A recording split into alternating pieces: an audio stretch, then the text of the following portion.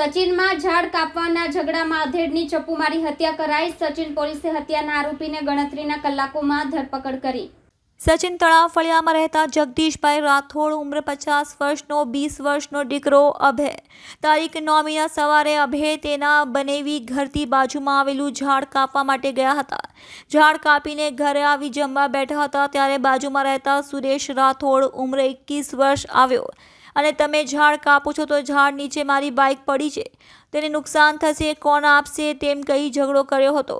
સાંજે અભય તેના બનેવી સાથે દુકાન જતો હતો ત્યારે સુરેશે આજે તમને પતાવી દેવાવું છે એમ કહી ધમકી આપી હતી।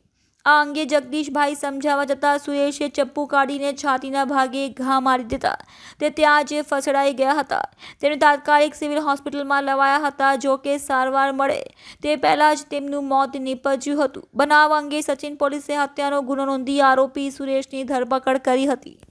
સચિન પોલીસ સ્ટેશન હેઠળમાં આ એક એરિયા છે, તળાવ ફળિયું સચિન ગામમાં આવેલા છે અને અહીંયા હળપતિવાસ જે આવ્યા છે ત્યાં ગઈકાલ રાત્રિના રોજ એક બનાવ બનેલા હતા। પાડોશમાં રહેતા બે હળપતિ પરિવાર છે, તેમાં એક પરિવારના સભ્યો જે ઝાડવા માનસરોવર પાર્ક આગળ સોસાયટી આવ્યા છે એના ઝાડ એમના ઘર તરફ વધેલા હતા, એને કાપતા હતા, ટ્રીમિંગ કરતા હતા। દરમિયાન જે કહેવાય કે ભાઈ ઇલેક્ટ્રિકના લાઇન પણ અહીંયાથી પસાર થાય છે, એના ઉપર અમુક ડાળખા પડ્યા હતા અને નીચે જે આરોપી છે એના વાહન ટુ વ્હીલર પણ ત્યાં પડ્યા હતા।